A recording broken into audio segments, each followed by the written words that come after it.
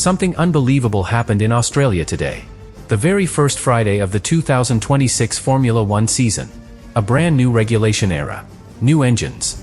New energy systems. New cars that even the teams barely understand yet. And in the middle of that chaos? One lap changed the entire conversation in the paddock. Oscar Piastri crossed the line at his home Grand Prix with the fastest lap of the day. 1 minute 19.729 seconds. Faster than Mercedes. Faster than Ferrari. And more than half a second faster than Max Verstappen. But here is the detail almost nobody noticed. While the entire world was watching the stopwatch, Max Verstappen was watching something else. Telemetry. Corner exits. Energy deployment. And what he saw hidden inside that McLaren lap is now making several teams inside the paddock extremely uncomfortable. Because this was not just a fast lap. It was a glimpse of something much bigger. A detail in the way that McLaren is managing power and stability that could completely change the balance of the 2026 championship. And the craziest part? Most fans completely missed it. Stay with me, because once you see what Verstappen saw behind Piastri's fastest lap, you will understand why the first day of the Australian Grand Prix may have just revealed the first real threat of this new Formula One era. And if you enjoy deep Formula One stories that uncover what most people never notice, subscribe to the channel now. Because this season has only just begun. And the real story is only starting to unfold. Everyone expected chaos when the cars finally rolled out in Melbourne. New regulations almost always create confusion. But the 2026 season is something different. These cars are not just faster or slower versions of the previous generation. They behave differently. The power units rely much more heavily on electrical deployment. Energy recovery changes the rhythm of the lap. And drivers are constantly adjusting settings just to keep the car balanced. Oscar Piastri warned about this even before the weekend started. He said the first races of this era could look strange to fans. Cars lifting earlier on straights. Unusual braking points. Moments where a driver appears slow, and then suddenly fast again a few corners later. Not because the driver made a mistake, but because teams are experimenting with how and when to release electrical power. And that exact uncertainty was visible from the first minutes of practice in Australia. Ferrari immediately looked sharp. Charles Leclerc set the early reference time in the first practice session. Lewis Hamilton followed closely behind. The red cars looked comfortable, stable, almost like they had already discovered the rhythm of the new regulations. For a moment, it felt like Ferrari might be the early benchmark of this new era. But something interesting was happening a little further down the timing screen. McLaren was not chasing headlines. They were running long programs, collecting data, quietly studying how their car behaved across different parts of the circuit. And that approach almost collapsed in the opening minutes. Oscar Piastri suddenly reported something unusual over the radio. He pressed the throttle. And nothing happened. No acceleration. No proper power delivery. The car felt like it was stuck at idle. For a driver in the first session of the season, that is the kind of message you never want to send to your engineers. For a few seconds the situation looked serious. Yellow flags appeared briefly while the team tried to understand the problem. But here is the important detail. This was not a broken engine. It was not a catastrophic failure. It was something far more revealing about the complexity of these new cars. A mapping issue. The software controlling how electrical energy and combustion power combine had created an imbalance in the system. In other words, the car had power available, but it was not delivering it correctly. That might sound like a small problem. But in 2026 Formula One, software control is almost as important as the mechanical components themselves. Teams are now managing multiple layers of energy deployment every single lap. If the system deploys energy too early, the car becomes unstable on exit. If it deploys too late, the car loses valuable speed on the straight. Finding the perfect balance is like solving a moving puzzle. And that puzzle nearly ruined the start of Piastri's weekend. But McLaren fixed it quickly. The system was recalibrated. Power delivery returned to normal. And suddenly the McLaren looked calm. While other teams were still fighting strange behavior from their cars, Piastri continued circulating without drama. That calm running would soon become extremely important. Because just across the garage, things were going much worse. Lando Norris barely completed meaningful laps after the team decided to stop his car for precautionary gearbox checks. Which meant most of the useful data McLaren gathered during the first session came from Piastri alone. And this is where the story begins to turn. Because while the headlines at that moment belonged to Ferrari, McLaren was quietly building something much more valuable than a fast lap. Understanding how their car behaved under different loads. understanding how the energy system reacted through Albert Park's unusual layout, and most importantly, understanding how to unlock the performance hidden inside the car. At that moment, nobody outside the team realized how important that knowledge would become just a few hours later. Because the second practice session was about to reveal something that even Max Verstappen did not expect to see on the first race weekend of the season. The second practice session in Melbourne started like any other Friday session. Quiet at first. Almost routine. Cars leaving the garage. Engineers watching numbers scroll across their screens. Drivers slowly building confidence with a circuit that always evolves throughout the day. At that stage, nobody expected the session to become the moment that changed the narrative of the entire weekend. Because the early pace looked predictable. Mercedes appeared strong immediately. Their rookie sensation Antonelli was near the top of the timing screen. George Russell looked comfortable as well. Ferrari remained exactly where everyone expected them to be. Close to the front. Consistent. Dangerous. Meanwhile McLaren looked quiet again.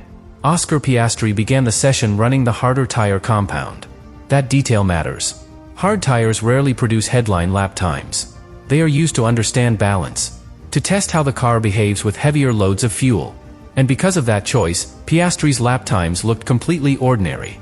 7/10 away from the fastest drivers. Nowhere near the top of the timing screen.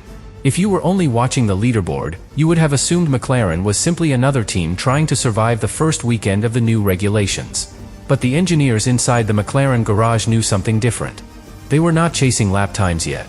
They were preparing for a very specific moment. Because the next phase of the session was about to reveal the true pace of every car on the grid. Qualifying simulations.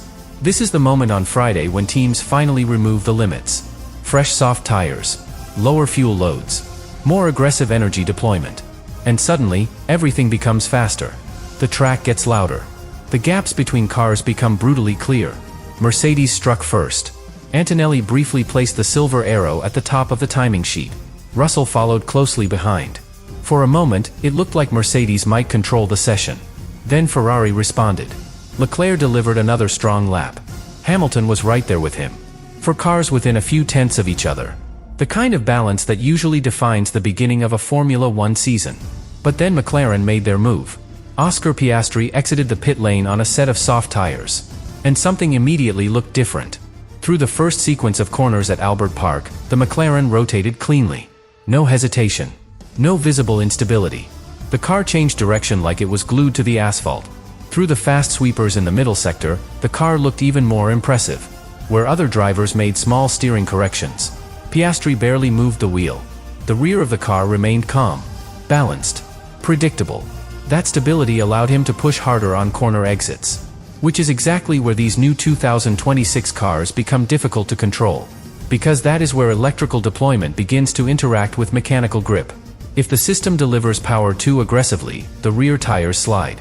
If the driver hesitates, the lap time disappears instantly. But Piastri's lap had none of that hesitation. Sector 1 turned purple. The fastest of anyone. Then Sector 2 followed. Another purple sector. Inside the garages of rival teams, engineers suddenly leaned closer to their monitors. Because when two sectors appear purple in a row, something serious is happening. And when Piastri crossed the finish line, the timing screen confirmed it. 1 minute 19.729 seconds. Fastest lap of the entire day. The Mercedes drivers tried to respond. They came close. Very close. But not close enough. Ferrari pushed again as well. Still not enough.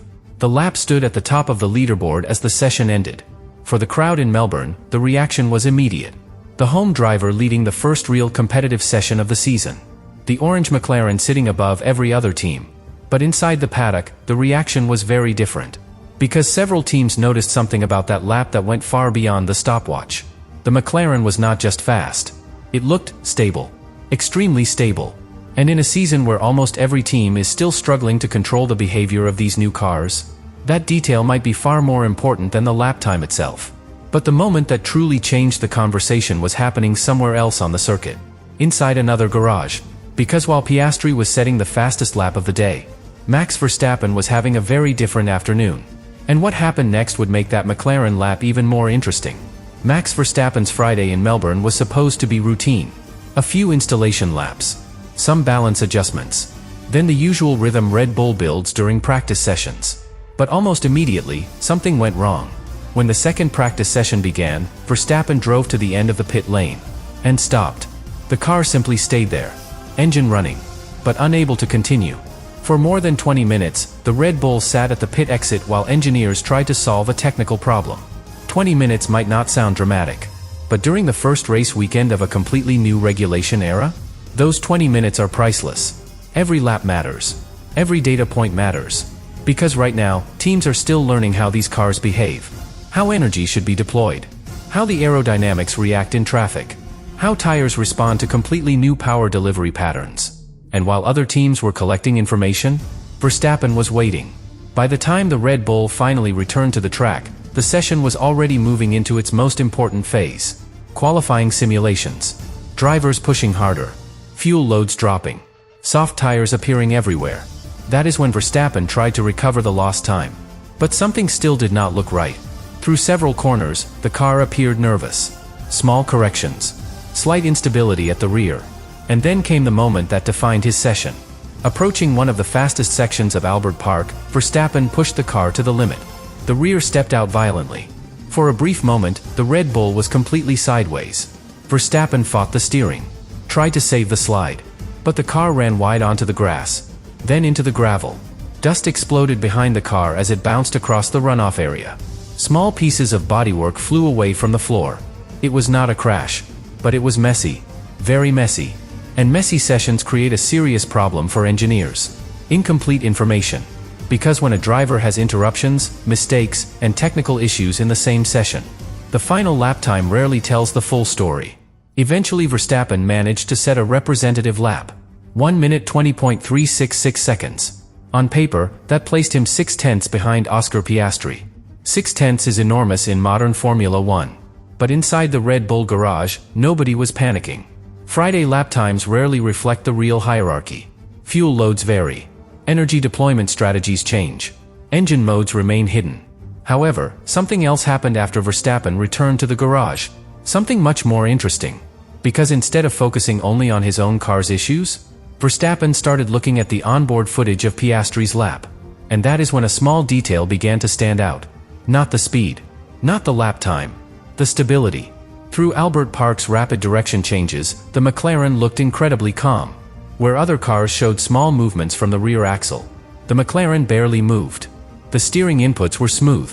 The car rotated cleanly. And the rear tires looked completely under control.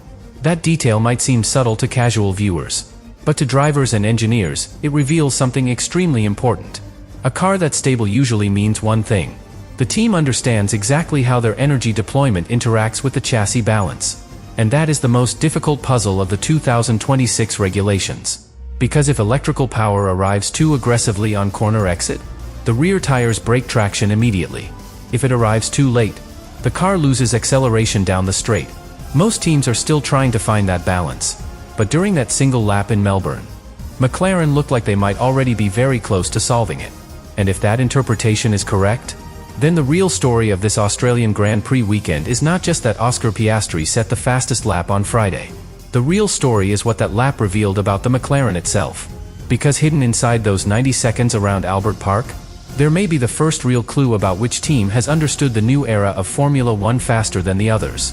And that possibility is exactly why several teams in the paddock started studying that lap very, very carefully. Especially one driver, Max Verstappen.